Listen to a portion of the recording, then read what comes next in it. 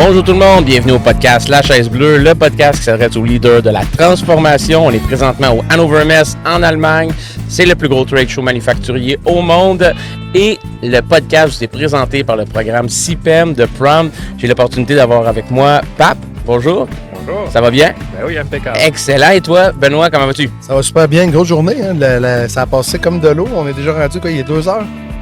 Mais là, on a un sujet chaud aujourd'hui. On a quelqu'un qui est un peu en feu dans l'écosystème. On en entend parler partout. On a la chance de l'avoir avec nous aujourd'hui sur le podcast. Bienvenue sur notre podcast La Chaise Bleue aujourd'hui, Pape. Est-ce que tu pourrais prendre le temps de te présenter? Parce que je pense que c'est la première fois dans l'écosystème Manufacture.Québec vraiment là, que tu apparais. On te voit dans plein d'autres associations, dans plein d'organisations. Est-ce que tu peux un peu définir, te présenter, puis ensuite un peu expliquer ton entreprise qui est Érudit? Alors, érudit, dans le fond, ça vient du mot érudit, comme OK. un érudit. En fait, là, on rewind. Avant l'entreprise, l'homme.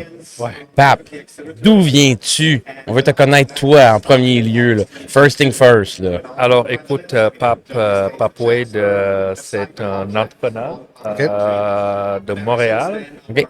évidemment, qui s'est lancé en affaires avec sa cofondatrice Amanda Sierro. Ça fait bientôt 5 ans. Déjà 5 ans, oui. Ça fait bientôt 5 ans qu'on est en affaires. Donc, moi, je suis un ancien directeur des ressources humaines d'une entreprise de grande qualité qui est aussi ici à Montréal également. Donc, c'est suite à des douleurs qu'on a vécues. Des douleurs non pas avec nos collègues, naturellement, mais des douleurs... Avec les processus, j'imagine, les façons de faire. Exactement, avec les processus opérationnels, les façons de faire, toutes ces pertes de temps-là qui sont souvent dues aux facteurs humains et organisationnels, qui font qu'on s'est dit, mais qu'est-ce qu'on fait aujourd'hui? Est-ce qu'on reste comme ça à nous plaindre?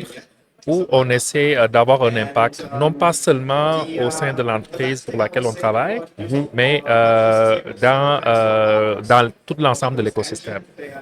Donc, c'est suite à ça qu'on a parti Érudit avec Amanda. On a commencé avec Zéro Amanda, Données. c'était un coworker avant, une collaboratrice avec qui tu travaillais dans l'entreprise. Exactement. Les c'est deux, vous avez ancien décidé de collègue. quitter en même temps. Absolument. Mais moi, je suis parti quelques mois après, je pense 2-3 mois après, Amanda m'a rejoint. Fait que moi, j'étais le premier à partir, évidemment. Et puis, quand on a lancé l'entreprise, comme j'ai dit, c'était pour régler vraiment un problème spécifique. Parce que la vérité, comme dit souvent un grand homme pour qui j'ai énormément de respect, qui s'appelle Robert Dutton, ancien président de Rona, Business is People. Fait qu'en bout de ligne, on a beau amener ça de tous les côtés, on retourne toujours à l'humain. On produit pour l'humain, on vend à l'humain qui l'utilise. C'est le Donc, bien-être humain là, qui est de plus en plus important à considérer. On y retourne toujours. absolument. On y retourne toujours. Donc, on s'est posé cette question-là. Qu'est-ce qu'on fait aujourd'hui pour recentrer l'humain au cœur des organisations? Moi, comme ancien directeur des ressources humaines, j'avais à un moment donné commencé à me déconnecter de l'ADN des ressources humaines. L'ADN des ressources humaines, c'est quoi? C'est comment j'identifie le talent, comment je l'aide à se développer, comment je l'aide à atteindre son plein potentiel pour générer de la valeur pour l'entreprise. C'est ça, dans l'intérêt supérieur de l'entreprise quand même. De l'entreprise, mais aussi de l'employé, parce que pour moi, un employé qui est dans une organisation et que l'organisation grandit et que la personne ne grandit pas, mais pour moi, à quelque part, il y a quelque chose qui ne marche pas. Une organisation qui grandit, mais doit être en mesure de faire grandir ces hommes et ces femmes qui composent l'entreprise naturellement.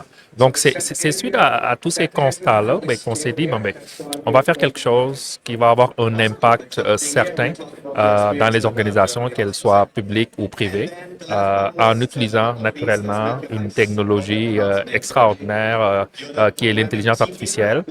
Donc, Érudit, c'est la combinaison du facteur humain avec le facteur technologique, donc qui nous a amené à développer des produits qu'on met à la disposition de nos clients.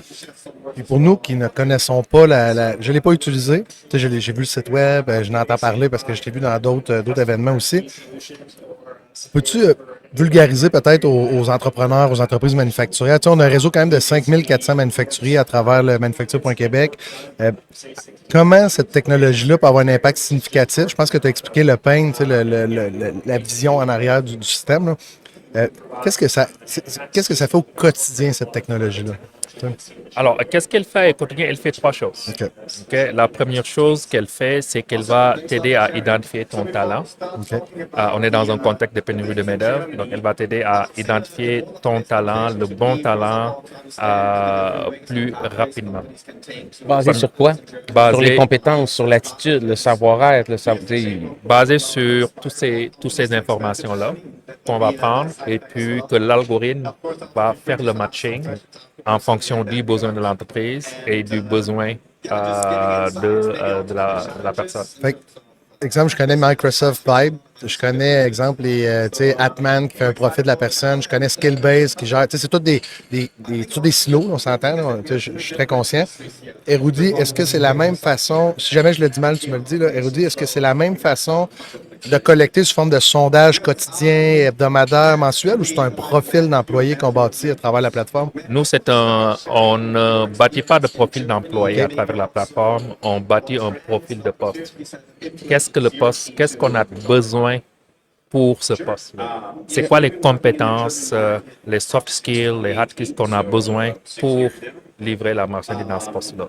Une fois qu'on sait qu'est-ce qu'on a besoin, on va regarder maintenant de dire, mais dans ma base de données que j'ai aujourd'hui, quels sont les profils qui se rapprochent le plus de moi, qu'est-ce que je cherche dans mes opérations? Ça, c'est-tu ta deuxième fonctionnalité? La première, d'identifier les talents. Puis est-ce que la deuxième est ce que tu viens de nommer, Pape, qui est de faire le mix and match selon ce que j'ai besoin? Exactement. C'est une suite logique. La date, là, c'est comme on suit, puis je suis curieux pour le troisième. Là. Alors, le troisième, c'est qu'une fois que j'ai identifié le talent, Oui. c'est maintenant comment je déploie le talent dans mes opérations. Comment je déploie? OK. Alors, comment je déploie le talent? On est dans un contexte où on doit faire plus avec moins. Donc, on doit s'assurer, une fois qu'on a fait le bon matching, de bien positionner le talent. Par exemple, on est en train de faire un beau projet avec Urgence Santé aujourd'hui qui va nous permettre de faire quoi? D'aider Urgence Santé en fonction de plusieurs variables. Là, il y a la variable démographique, il y a la variable météo, le volume d'appels, etc., de pouvoir, à ce moment-là, faire une prédiction de combien d'ambulances, de combien de paramédics ils vont avoir besoin en fonction du quartier, en fonction de la saison, en fonction de plusieurs variables. Donc ça, on parle de comment je déploie Vous faites une planification de main-d'œuvre selon des forecasts de volume. De volume. Charge de travail. Là. Oui, de Ouais, charge. mais pas seulement charge de travail, en fonction aussi de la météo. Qu'est-ce que ça fait? Et vous serez drôlement surpris de savoir que dans certaines organisations, évidemment, je ne parle pas d'urgence santé parce que c'est en premier de que j'ai parlé, mais dans beaucoup d'organisations, en fonction, par exemple, est-ce qu'aujourd'hui le Canadien joue, par exemple? Il va y avoir du trafic entre 9h et 11h. Exactement. Ou certains qui vont juste pas se présenter. Parce que c'est des grands partisans et puis ils veulent y aller, etc. Mais il en revient, je pense pas quand même que la charge de travail se fait impacter par la météo, par le match du Canadien et ainsi de suite. Donc, on augmente la capacité à ces moments-là. Naturellement. Parfait. Première chose. L'autre chose, par exemple, si on sait Montréal, c'est une ville qui bouillonne d'activités, par exemple. Si, par exemple, il y a un congrès à Montréal ou il y a un gros événement au centre des congrès ou bien qu'il y a un show, etc., bien, tous ces variables-là vont être intégrées par l'algorithme en fonction du contexte opérationnel pour recommander le nombre de personnes à déployer dans une opération. On a un projet d'allocation, de déploiement et de prédiction de la main-d'œuvre avec un client au port de Montréal. On l'aide en fonction du contenu des navires, en fonction de la météo, en fonction de la qualification des personnes, de savoir combien de personnes vont avoir besoin pour charger et décharger les navires également. Là, tu es disruptive. J'explique pourquoi. Okay? J'explique pourquoi. Là, dans l'industrie, une entreprise manufacturière, exemple, Première affaire, ce qu'elle veut, c'est un système comptable. T'sais, elle a besoin de facturer débit, crédit, compte de grand livre. Deuxième étape, souvent, c'est une planification de ressources, gamme de fabrication qu'on appelle, même il y en a que c'est le MRP, on va dire la couche de gestion de matière, bon d'achat, inventaire. Là, après ça, il y a la couche gestion de ressources, machine, humain. Fait que là, il y a des heures, des standards, fait que là, on ajoute complètement une couche qui, tu sais, le SIRH, souvent, qui est un silo, là, qu'on ne sait pas à quoi il sert dans 90% des cas, on aimerait ça, c'est ça. Tu sais, je veux pas non plus démolir d'autres, parce qu'il y a plein. Tu sais, je considère que tout le monde est un partenaire, on ne vend pas de technologie, nous, à proprement dit, mais on fait beaucoup de cahiers de charge, de sélection, quoi que ce soit. Là, ce qu'on dit, c'est qu'en fait, on est rendu à une nouvelle génération qu'on pourrait même plus appeler le SIRH. C'est que le RP devrait utiliser. En fait, Érudit peut venir se connecter sur l'API du RP pour venir ajouter ça, ou c'est. Tu sais, j'ai de la misère à le mettre dans l'architecture Érudit parce qu'il touche quand même un gros morceau, là. C'est un bon. Tu peux pas le rentrer dans le bucket. Ouais. Absolument. Et puis, on touche tellement un gros morceau que toutes ces technologies-là que tu parles, Ouais. On vient se connecter à ces technologies-là pour aller voir c'est quoi les données qui sont. C'est un des inputs, là. C'est du data pour toi. Exactement. C'est du data. Et puis, on aime voir ces technologies-là dans les entreprises où on intervient pour accompagner nos clients parce que c'est de la donnée, ça. Malheureusement, vous le savez certainement, comme moi, en ressources humaines, on a tellement de données, mais ces données-là sont, nous, ce qu'on appelle les données statiques. C'est des données qui dorment quelque part dans un RP, qui dorment dans des tableaux Excel, etc., qu'on n'utilise pas. Alors, nous, notre force, c'est justement, c'est de tirer le plein profit de ces données-là pour aider les entreprises à prendre les meilleures décisions possibles dans comment j'identifie mon talent et comment je le déploie dans mes opérations. B1, pour assurer une excellence opérationnelle, évidemment, parce que plus que tu les déploies bien, plus que tes opérations vont rouler bien. Mais ensuite, tu permets à ta ressource la plus précieuse, si je peux m'exprimer ainsi, qui sont tes employés, de pouvoir, dans le fond, se déployer à bon escient dans ces opérations-là. Donc ça, c'est le troisième niveau. Puis, Pape, tu es une personne qui vient, on peut se tutoyer. Mais oui, tu évidemment. viens d'un domaine qui est les ressources humaines. Là, tu te lances dans un domaine technologique qui est cash intensive, qui est tu sais, il faut investir de l'argent, là. Est-ce que tu es allé vers des rondes de financement ou tu as juste collaboré avec les bons joueurs au bon moment pour être capable de monter une plateforme? Tu sais, je serais curieux de t'entendre. Ton parcourt d'entrepreneur, Comment les tu as défis fait que pour tu as t'en rendre avec une technologie qui inclut les aides, l'interopérabilité, en n'ayant pas la base de. Puis en passant, je ne dis pas que c'est bon ou pas bon.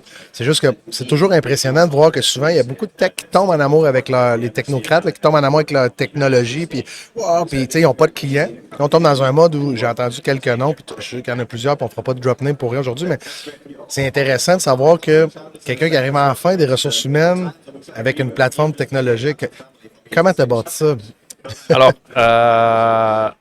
avant tout ça, moi, je suis un entrepreneur. Ouais. Donc, je n'ai jamais fait une seule ligne de code de toute ma vie. Et puis, je n'ai pas comme ambition, en tout cas à court terme, de faire ça. Donc, Érudit est né d'un rêve que j'avais depuis l'âge de 8 ans, d'avoir mon entreprise. Et puis ça, c'est... Ça, on partage le même rêve que toi, puis on est à la même place que toi. Exactement. Okay. Et puis, pour moi, dans la vie, si tu as un rêve, une fois que tu as ton rêve, il faut que tu te fixes des objectifs. Une fois que tu t'es fixé des objectifs, il faut que tu te fixes des actions, des activités. C'est ça qui te permet d'atteindre ton rêve. Sinon, ça reste du fantasme. Absolument. C'est la différence entre un rêveur et un entrepreneur, là. Exactement. Exactement. Donc, ça, c'est la première chose. Donc, d'avoir un rêve et tous les jours, moi, je l'appelle l'effet devant le miroir. Et chaque jour, de par tes actions, de par tes objectifs, tu marches en direction de ce miroir-là et tu t'en rapproches le plus possible.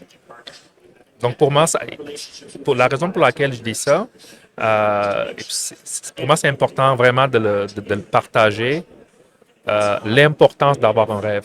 L'importance de savoir pourquoi on se lève tous les matins. Parce que quand tu as un rêve, tu sais pourquoi tu te lèves tous les matins. Moi, ça m'a pris des années et des années pour réaliser ce rêve-là. Mais chaque jour, je me suis rapproché de ce rêve-là. Je parlais tout à l'heure d'une entreprise où j'ai travaillé. Ça a été mon seul employeur depuis que je suis au Canada. J'y ai travaillé 10 ans. Et la raison pour laquelle je suis resté 10 ans dans cette entreprise-là, c'est Pour parce te que rapprocher du rêve. cette entreprise-là m'a aidé à me rapprocher tous les jours de ce rêve-là, en me donnant la possibilité, bien qu'en étant responsable d'un département ressources humaines, de mettre en place des initiatives comme un entrepreneur dans cette entreprise-là. Et je n'aurai pas de nom, mais pour moi, c'est l'occasion aussi. On dit souvent qu'il faut être reconnaissant dans la vie. Donc, pour moi, c'est l'occasion de leur dire merci s'ils m'entendent. Évidemment, ils vont se reconnaître. Donc, premier élément. Le deuxième élément, c'est que il faut comprendre une chose. La technologie, pour moi, c'est le contenant pour régler un problème. Je donne souvent l'exemple de la bouteille de coca ou d'une tasse ou autre. J'aurais pu mettre du vin là-dedans. J'aurais pu mettre du lait là-dedans. J'aurais pu mettre tout simplement de l'eau. J'aurais pu mettre beaucoup de choses là-dessus. La bouteille, c'est le contenant. OK? Mais je vais adopter mon contenant en fonction du contenu que j'ai.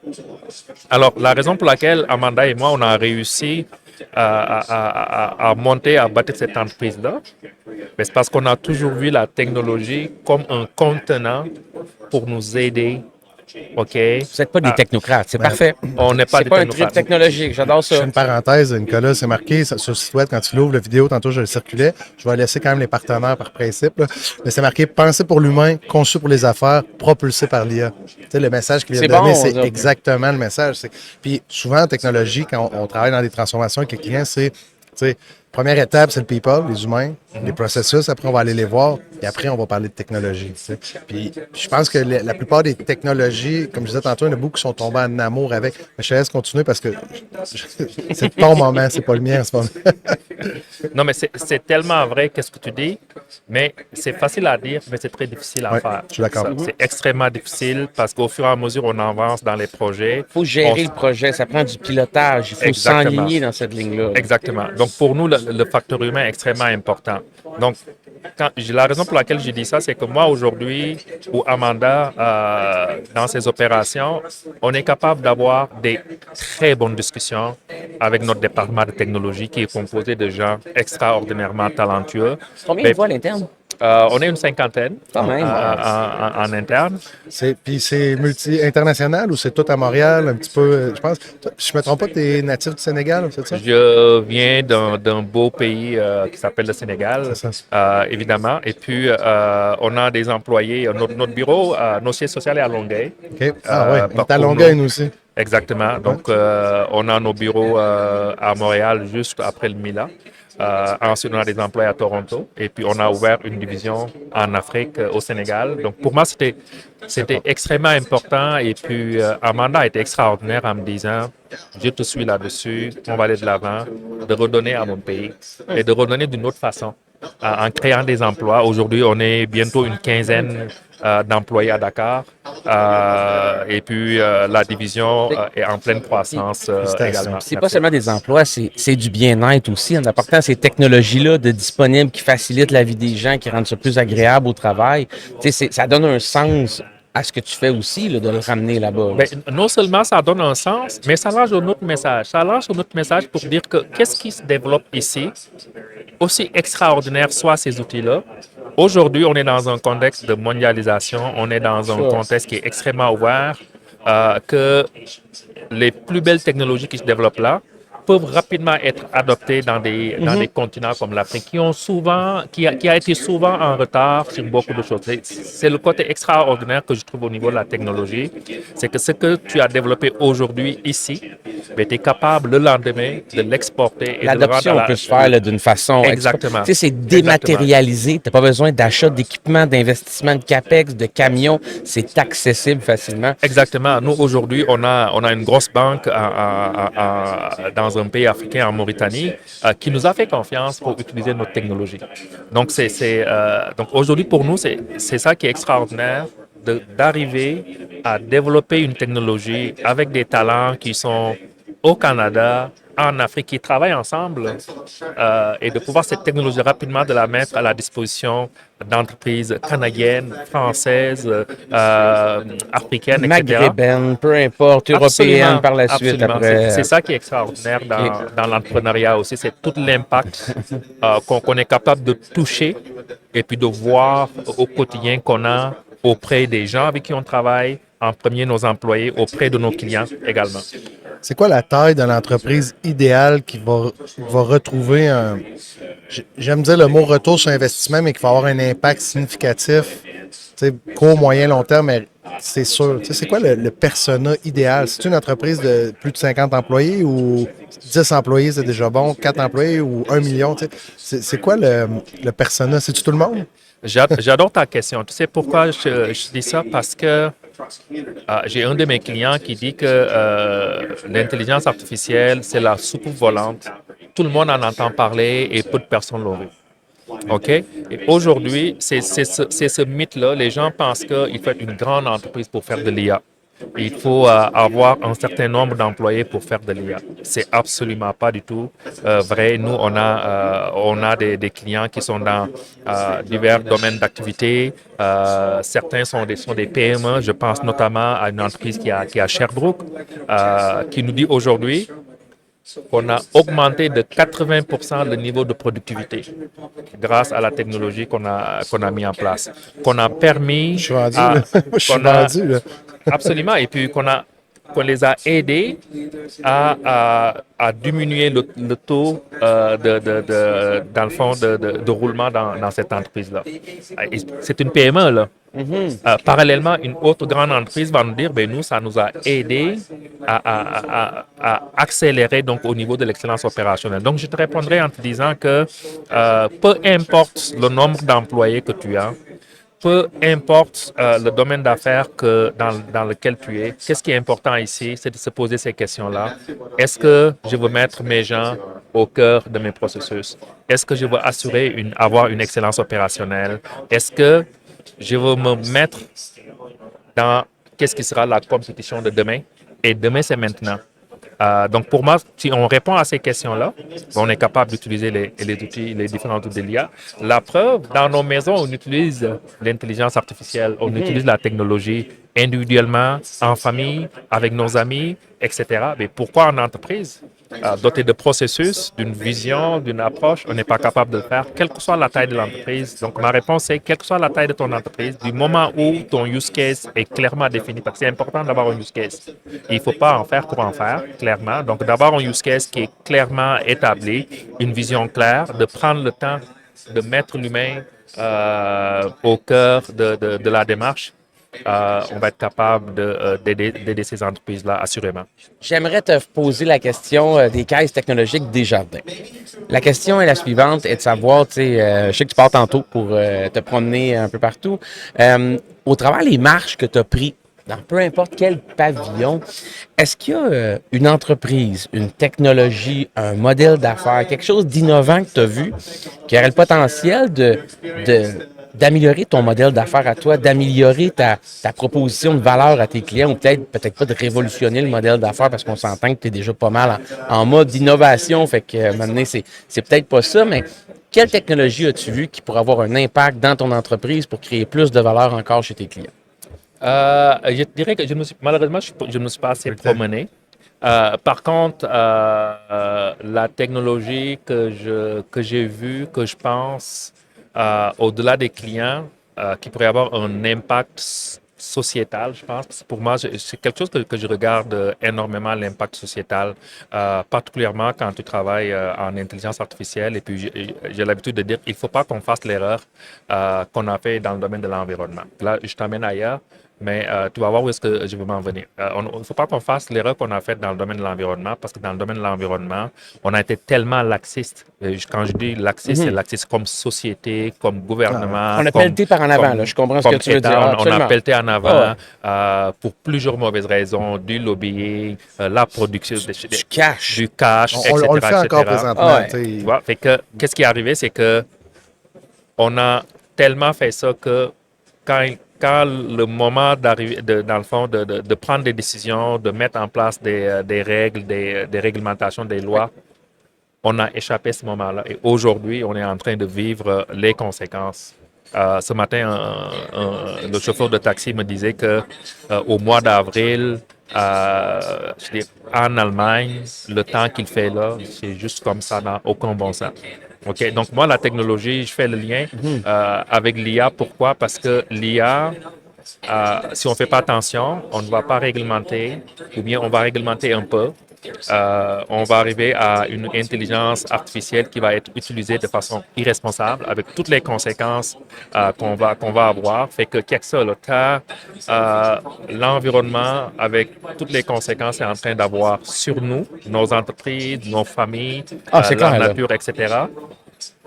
Tu prends l'IA ou si on n'a pas le courage dans le fond, de mettre en place une réglementation solide comme l'Union européenne sont en train de le faire, tu prends ces deux-là, tu les mets ensemble, c'est une catastrophe pour l'humanité. Tu nous as dit tantôt, là, j'ai adoré l'analogie que tu as faite avec le miroir, avec le rêve. Est-ce qu'on avance pour y rendre? Tu as travaillé 10 ans dans une grande boîte. Ensuite, tu m'as dit que ça a pris 5 ans pour lever l'entreprise, pour accomplir ce rêve-là que j'ai depuis 8 ans. Tu as accompli ce rêve-là. À quoi rêves-tu, Pape? Qu'est-ce que je rêve? Maintenant, après avoir accompli le premier, si on veut. Alors, tu sais, dans la vie, on a plusieurs vies, évidemment. Qu'est-ce que je rêve? Je reviens à l'environnement. C'est qu'on ait des systèmes, des décisions au niveau sociétal qui vont être prises pour améliorer les choses au niveau environnemental. Première chose. Deuxième chose, dans mon domaine d'activité, qu'est-ce que je rêve? Ben, je rêve, ça peut paraître utopique, mais c'est pas pour rien qu'on parle de nos innovations en disant qu'on est centré sur l'humain. OK? C'est d'avoir des systèmes d'intelligence artificielle qui sont au service de l'humanité, qui sont au service de l'homme avec un grand H, qui vont avoir un impact, des systèmes d'intelligence artificielle qui vont réduire l'écart entre le nord et le sud. Et je crois beaucoup que la technologie, l'intelligence artificielle peut amener ça. Ben nous, en tout cas, on veut être un levier qui va contribuer à ça. L'une des raisons, encore une fois, pour lesquelles on est allé ouvrir une division en Afrique, c'en est une, justement, de dire comment. Et puis pour faire ça, la raison pour laquelle on a notre vice-président, directeur général, que je salue au passage qui nous écoute, c'est que lui, il s'est joint à l'entreprise. Il était le directeur du département des données du Fonds d'investissement de l'Alberta. Il est d'origine sénégalaise. Il a tout laissé tomber là. Il a démissionné. Il a mis sa maison en location. Il a dit, j'aime la vision que vous avez. J'ai envie d'y contribuer. J'ai envie d'aider. Et puis, il est à Dakar bientôt. Ça fait 2 ans. Il est en train de faire un travail extraordinaire. Donc, pour moi, ça, c'est un rêve qu'on arrive tous ensemble dans le domaine d'activité qu'on est, de développer des systèmes d'intelligence artificielle qui vont être au service de l'humanité. Évidemment, comme entrepreneur, mon rêve, c'est de continuer à avoir la croissance qu'on a, mais une croissance responsable et durable. C'est extrêmement important pour Amanda et moi. Et par croissance responsable et durable, j'entends une croissance centrée sur l'humain. Une croissance justement avec un impact certain qu'on va avoir. Nous, on l'a déjà auprès des étudiants à Polytechnique, à HEC. On donne des bourses en maîtrise, doctorat et post-doctorat. Et puis, on va reproduire le même modèle en Afrique également. Donc, pour moi, si tu me demandes, c'est quoi tes 3 rêves ou quelques-uns de tes rêves, parce qu'on en a plusieurs, je dirais que c'est ces 3-là.